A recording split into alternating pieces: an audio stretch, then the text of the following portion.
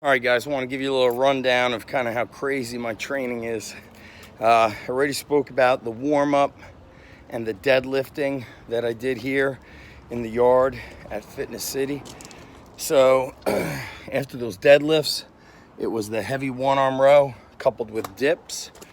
I also snuck in lat pull-downs, different grips, wide grip overhand, shoulder width underhand. I think I did 3 or 4 sets mixing up the grip. Firefly coming to attack me. And then you see you got these kind of cable units here.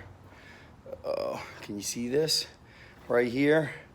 And they're on each side like it's for cable crossovers, but I did like a double back bicep pose, wanted to get some mid-back work. I went on these old school Roman chair knee raises where you're on your forearms. I snuck in some heavy bag punching. Trying to think what else I hit out here. Oh, I did pull-ups. I just work, guys. See the pull-up bar is welded here. This place a little bit reminds me of my buddy Wes Whitlock's place out in Texas. He's got these storage containers and he kind of cut some of them open and put a gym in there. Then I went inside and I did hanging leg raises, tricep push downs, one arm reverse grip push downs, cable curls, dumbbell curl complex where I go cross body curl, hammer curl, twisting curl. Trying to think what else I did. I did some side raises in there, but I leaned forward a little bit and focused on more of like a rear delt instead of a side raise.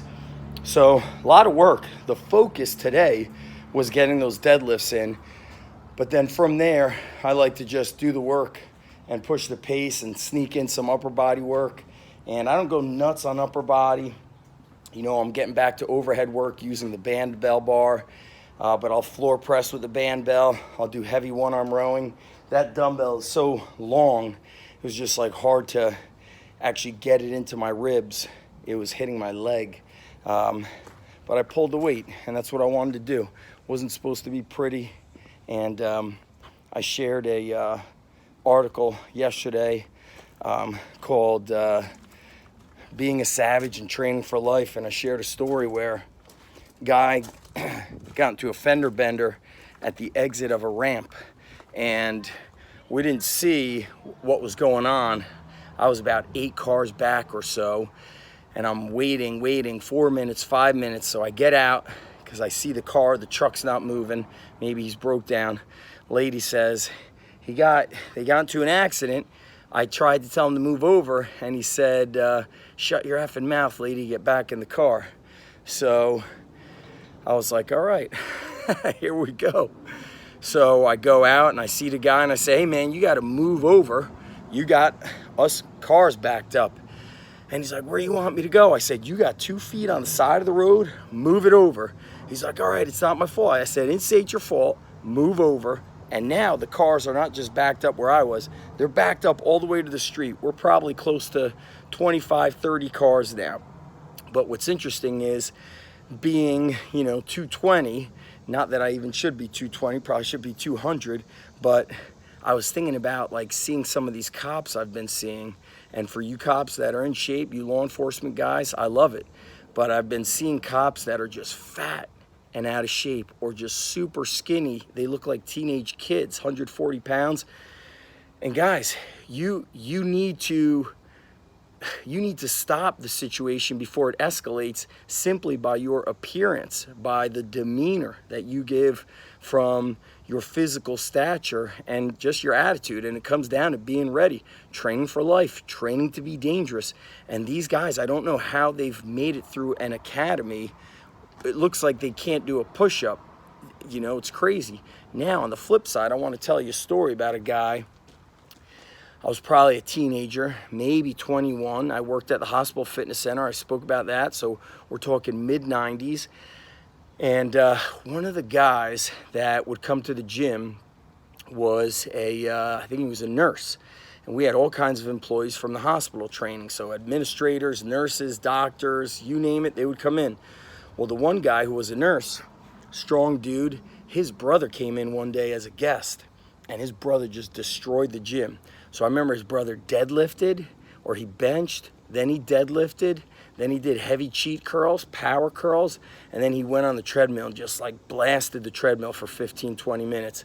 And his brother was an air marshal, and he told me his brother used to be in corrections, and I was like, dude, your brother's put together. Like, he looks like he can destroy somebody. I said, what does he do? He goes, oh, he's a federal air marshal. I was like, damn. He's like, yeah, he transfers inmates. And then he told me how he was working corrections, and he was on the CERT team, which is like the SWAT team. And he said that a guy was talking smack to him, and the guy, you know, was locked up in handcuffs. So they like put him and the guy in the room, and they uncuffed him. And he said, now what? Do it. Go. Do something now. And he said the inmate would not do anything because the dude was just fucking jacked and fit. Like, he wasn't just strong. So I remember him deadlifting 4 plates and a 35, so 475, benching 2 plates and a 35, so 225 plus set, 295, curling a 45 on each side, but like power curls, like ripping it up aggressively, like a hang muscle clean. And then he just went on that treadmill and blasted himself. Like, as Jocko would say, he self-destructed. And that's the kind of guys we need. In fact, that's what you need to be if you're tactical or law enforcement. You must be dangerous. You must be ready for the unexpected. And I shouldn't even have to say this to you. Of course, the guys that are in shape, you're watching this. The women that are in shape, you're watching this. Those that aren't in shape, I don't know. You're on YouTube trying to figure out how to work your side deltoids. That's the problem. And it's not funny because it puts you in a dangerous situation. Make sure you know jiu-jitsu, you know hand fighting, you do Muay Thai, you know how to use your hands. Make sure you know how to handle yourself. And, you know, we've got some cops that are training with us, corrections, people, of course, that get ready for it, and they show up ready and they kick ass. We've had guys go into Rangers. We've had guys go into all kinds of different branches of the military. Of course, corrections, FBI. You got to be ready. And you know what we do with them? We run, we do sleds, we do calisthenics, kettlebells, free weights, sandbags. We do everything. Strength never discriminates. That's it, kids.